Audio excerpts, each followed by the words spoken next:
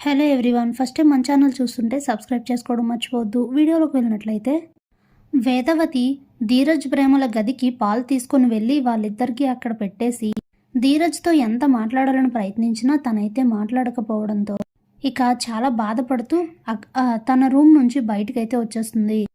Room door వేసుకొని లోపల ధీరజ్ కూడా చాలా బాధపడుతూ ఉంటాడు. అప్పుడే నిద్రపోతున్నట్లుగా అటు తిరిగి పడుకున్న ప్రేమ కూడా ఇదంతా చూస్తూ వింటూ బాధపడుతూ ఉంటుంది. ఇంతలో బయటికి వచ్చిన వేదవతి చాలా బాధపడుతూ ఏడుస్తూ ఉండగా అనుకోకుండా సాగర్ నర్మదల రూమ్ వైపు అయితే చూస్తుంది. సాగర్ నేలపైన చాప వేసుకొని పడుకోవడం, నర్మద బెడ్ పై పడుకోవడం చూస్తుంది. ఇదేంటి వీళ్ళిద్దరూ ఇలా ఉన్నారు అని ఆలోచిస్తూ చాలా బాధపడుతూ అక్కడి నుంచి వెళ్ళిపోతుంది.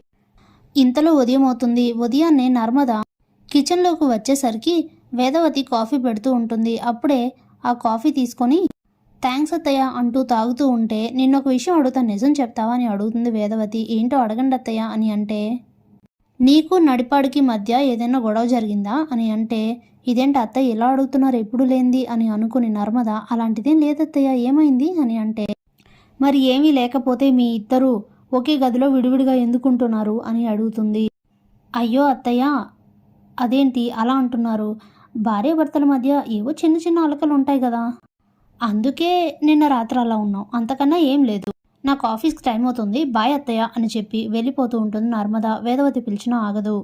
ఇక ఇంతలో సాగర్ రెడీ అయి రాగానే వేదవతి అయితే సాగర్ని నిలదీస్తుంది. అసలు ఏం జరుగుతుందిరా మీ ఇద్దరి మధ్య, ఏంటిదంతా, ఏం జరుగుతుందో నిజం చెప్పకపోతే నా మీద ఒట్టు అని వేదవతి అంటుంది. ఇంతలోనే రామరాజు వచ్చి వీళ్ళిద్దరి మాటలు వింటూ ఉంటాడు.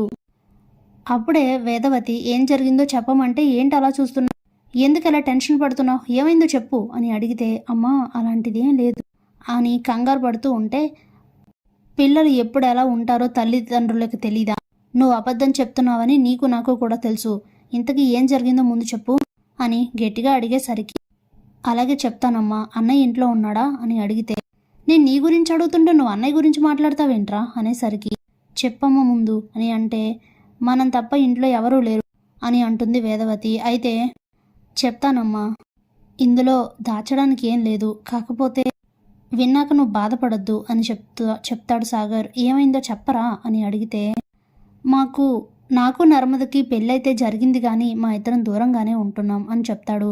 దాంతో వేదవతి అలానే దూరం నుండి వింటున్న రామరాజు కూడా షాక్ అవుతుంది.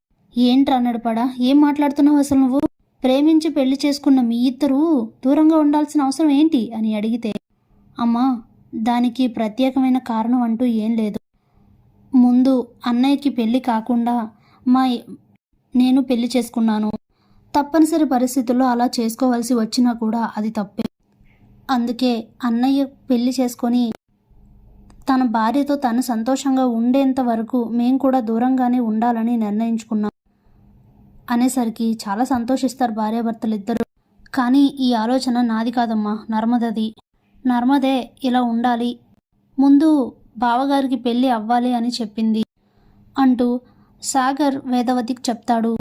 ఇక సాగర్ అక్కడి నుంచి వెళ్ళిపోగానే ప్రేమించి పెళ్లి చేసుకొని వచ్చిన అమ్మాయి గవర్నమెంట్ ఉద్యోగి అయినా తను ఎలా ఉంటుందో ఏంటో అని చాలా కంగారు పడ్డాను, కానీ కుటుంబ క్షేమం కోసం ఇంత బాగా ఆలోచించే అమ్మాయి నాకు కోడలుగా రావడం చాలా సంతోషంగా ఉంది అనుకొని చాలా హ్యాపీగా ఫీల్ అవుతూ ఉంటుంది వేదవతి.